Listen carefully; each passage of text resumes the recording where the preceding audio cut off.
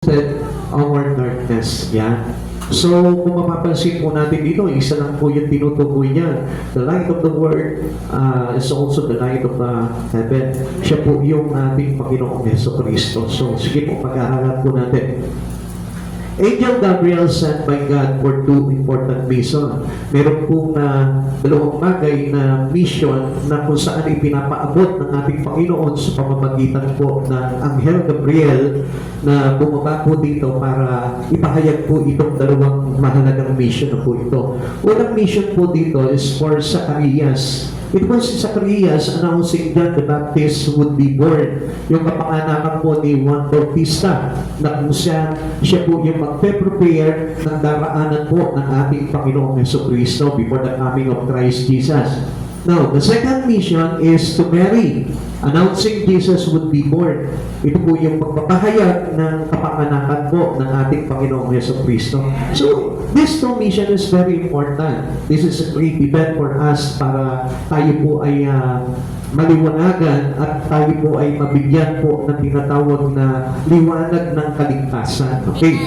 John is born and Zacarias prophesied. So, dito po makikita po natin na pinapakita po sa atin ng Panginoon dito yung kapanganakan po ni John the Baptist to prepare the way of Jesus. Marami po siyang panunumbalikin sa Panginoon para po magbagong buhay or magbalik loob po sa ating Panginoon. Kasi at that time, talaga pong laganap po yung kawalan ng kaligtasan po nung araw sapagkat 450 years na nahimik po ang Diyos at inisip niya po kung ano yung bagay na pwede niyang magawa para maligtas po ang tao. At this time, alam niyo po, sa prophecy po nito, sa inihula po nitong si Zacarias, he prophesied that Jesus was called the Dayspring from on high. So, siya po yung bukang liwayumay na tinatawag po sa buhay po natin. Ibig sabihin po, sisikat na po yung liwanag sa buhay po ng mga tao. So, ano po ba yung ibig sabihin po dito? Okay, basahin po muna natin, Luke chapter 1 verse 78. Mapagmahal at mahabagin ang ating Diyos, pagbubukang liwayway sa atin ang araw ng kaligtasan. So, ibig sabihin, ang Diyos po yung liwanag na kung saan na ilalagay po sa atin para tayo po yung magkaroon ng kaligtasan kasi tayo po ay was in the darkness at the time because of our sin. Nung hindi pa po na ipapanganak po ang ating tagapagligtas, tayo po ay nababalot ng kadiliman. So, ang ibig sabihin po dito, yung pong darkness na sinasabi po dito is our sin. Tayo po ay nakapailalim sa kasalanan.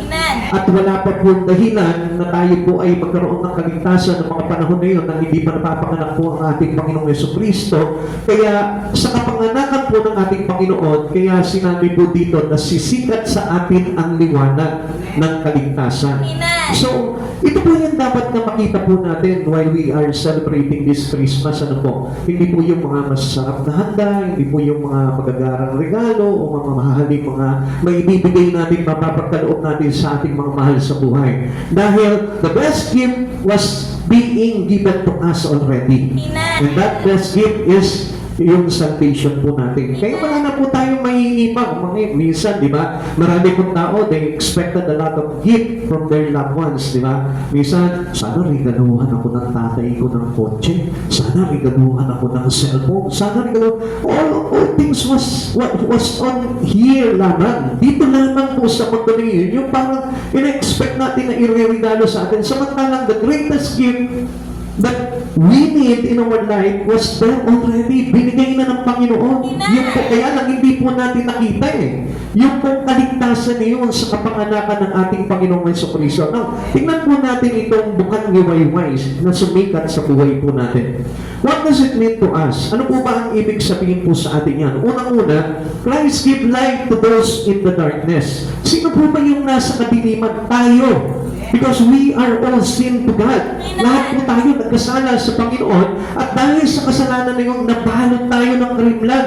At yung karimlan na yun, yun po yung daan natin, yung pamumuhay natin na patungo sa impyerno, sa kaparusahang walang hanggan. Kaya nga, ang napakagandang regalo ng Diyos sa atin ito, sa kapanganakan ng ating Panginoong Jesucristo, yung tayo po ay mapanumbalik sa ating Ama.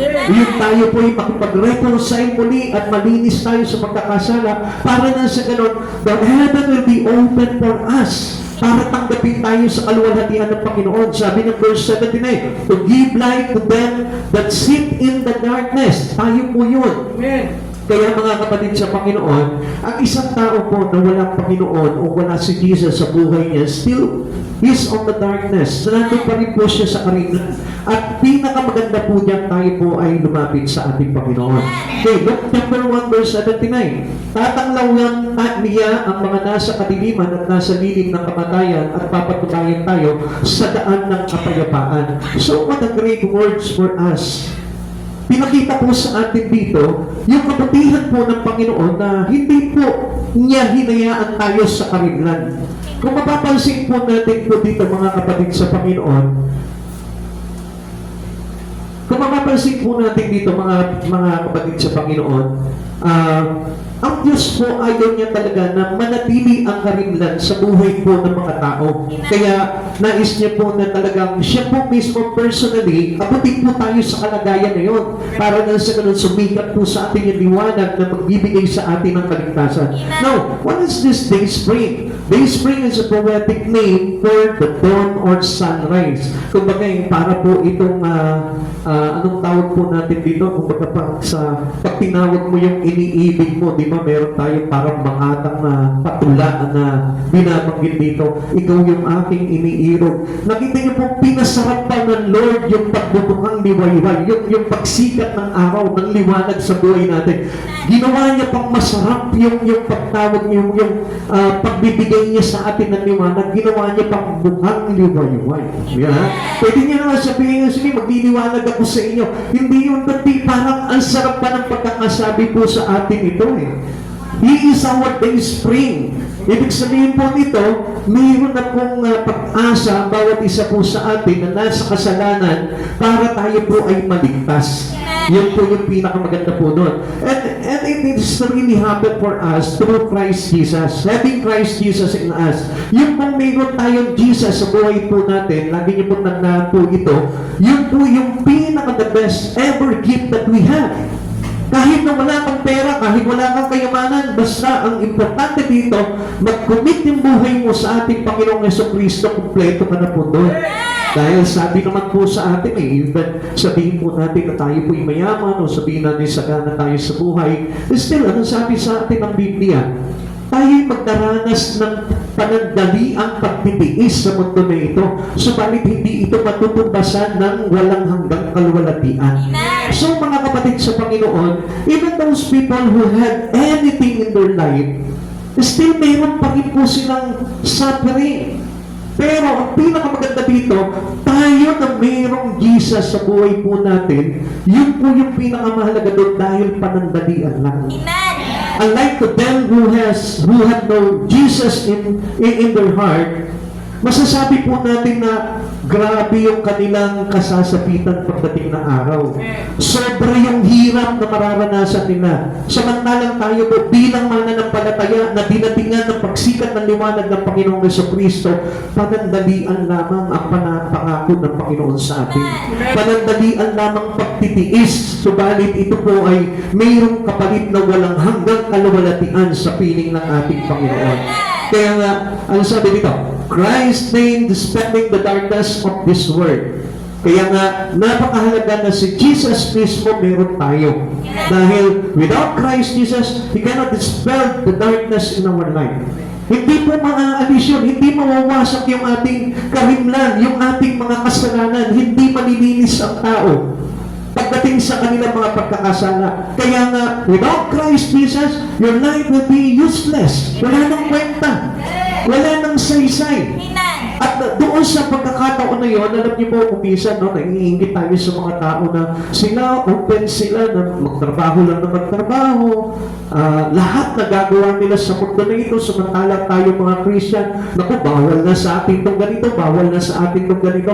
You know why? Because we have the light.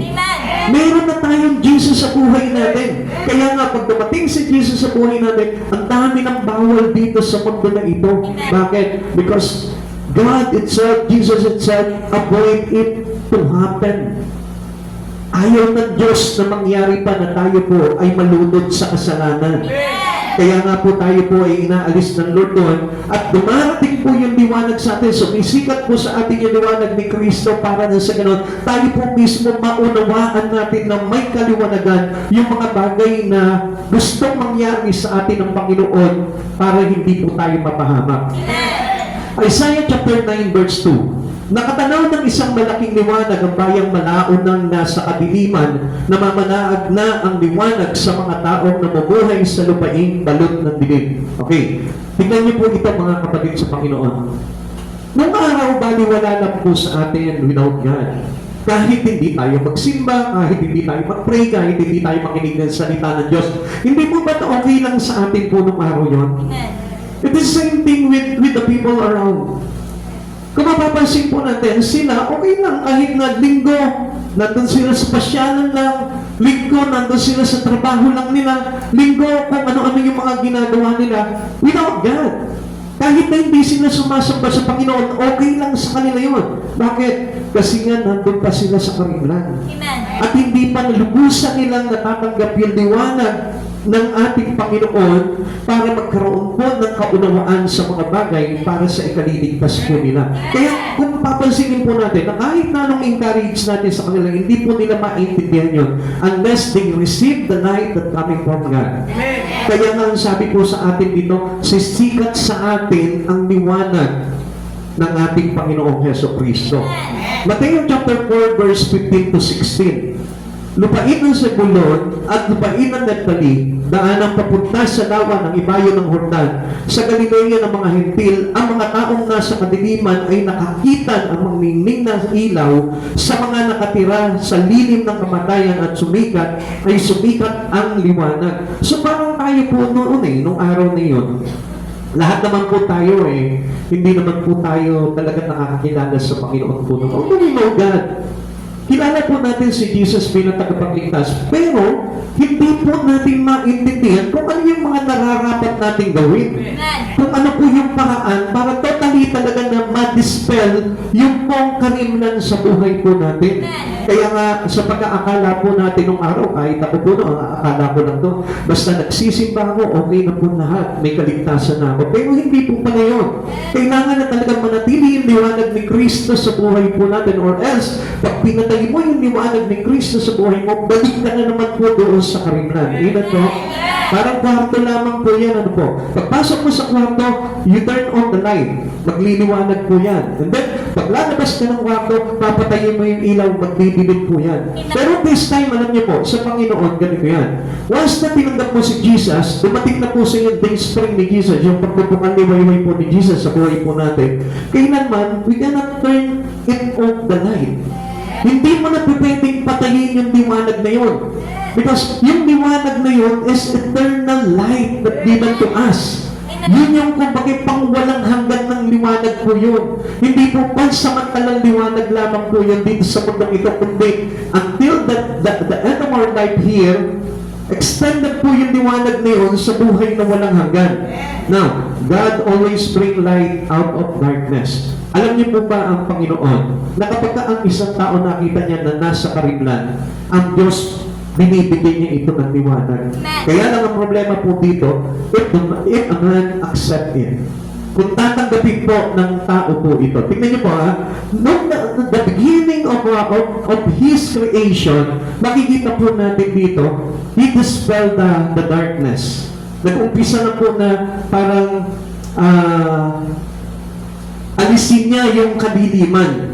Now, tingnan po natin, in creation, let there be light. Sabi niya sa Genesis chapter 1 verse 3. Now, kasi ang Lord, He doesn't need darkness in us. Ayaw ng Lord na mayroong karimlan sa buhay natin. Any part, any area of our life, ayaw niya na mayroong karimlan po sa atin. Even our mind.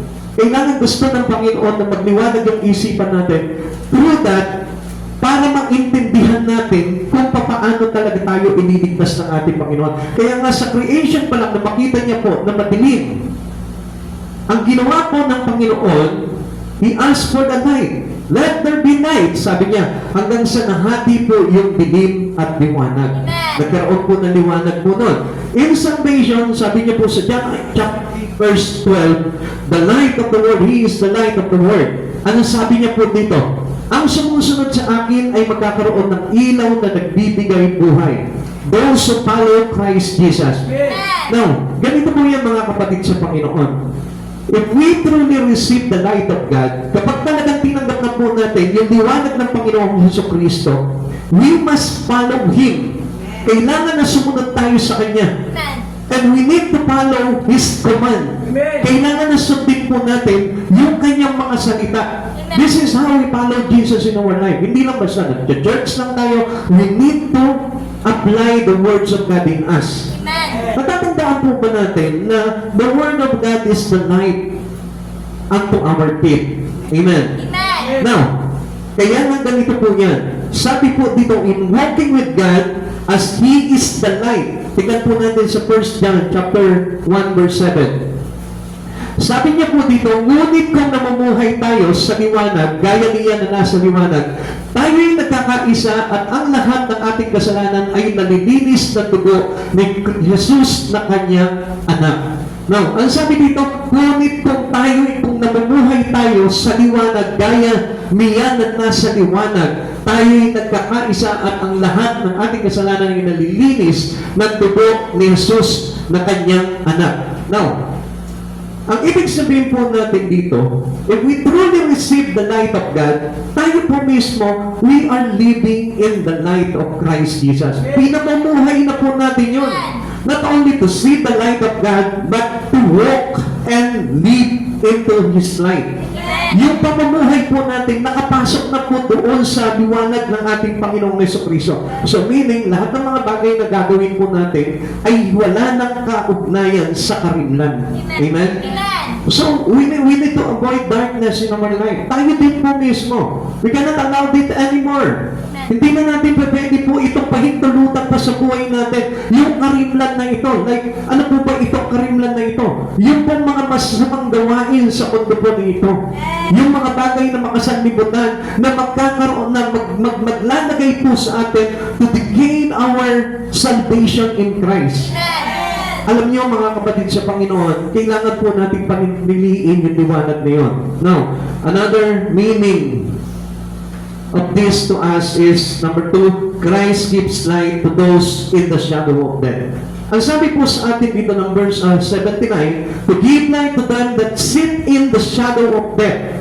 Silang mga nasa lilim ng kamatayan. Lahat po tayo nandun po noon. Why? Because we all sin to God.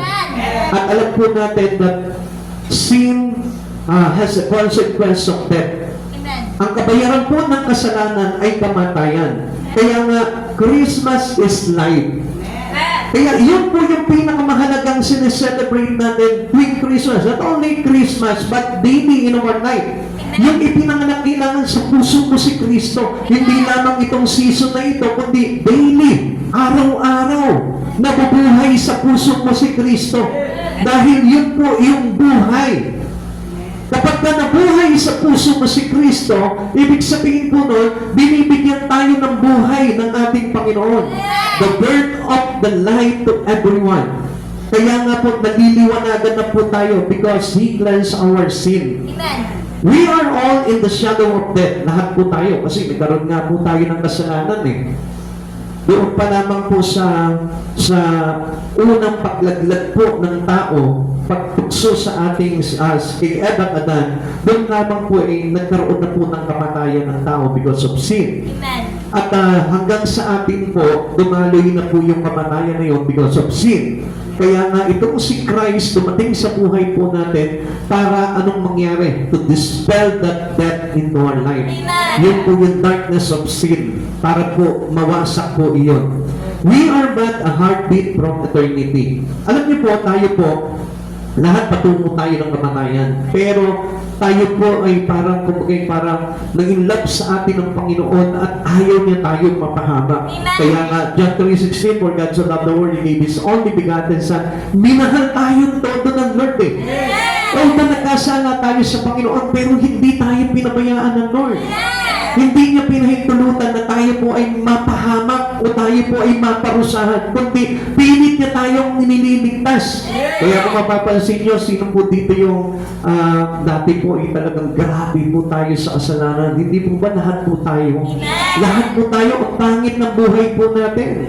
Parang wala pong patutunguan yung buhay natin. There is no direction. There is no light. Wala pong liwanag. Wala po tayong pag-asa. Bakit? Wala si Jesus. At patuloy po tayo namumuhay sa kasalanan. Kaya lang, napakabuti po ng Diyos. Doon sa langit, tayo po yung naging tibok ng puso ng ating Panginoon. Kaya anong ginawa niya? Bumaba siya dito, hinandog niya yung buhay niya para sa atin, para tayo maligtas. Amen? Kaya pahalagahan po natin yung liwanag ng ating Panginoon na yun dahil ayaw niya talaga na mapahabak po tayo. Tingnan niyo po yung sabi po dito, Hebrews chapter 9 verse 27. Itinakda sa mga tao na minsan lamang mamatay at pagkatapos ay paghuhukom. Mabilis lamang po ang buhay. Kaya nga po, ang pinakamaganda po dito, before the judgment come, tayo po mismo yung magkaroon na ng liwanag dito pa lang sa mundong ito. Because Jesus is the light of the world. And we need to have Jesus para tayo din po maliwanagan. Now, mga kapatid sa Panginoon, tayo napakahalaga sa Panginoon. Ganon din po dapat po tayo. Pahalagahan natin ang Diyos sa buhay po natin. Dahil without God into us, wala nang sa isa yung buhay po natin. There is no hope anymore. Wala nang pag-asa. Dahil ang pag-asa naman po natin ay nasa Panginoon. Kaya ang sabi po sa atin ng Biblia, kung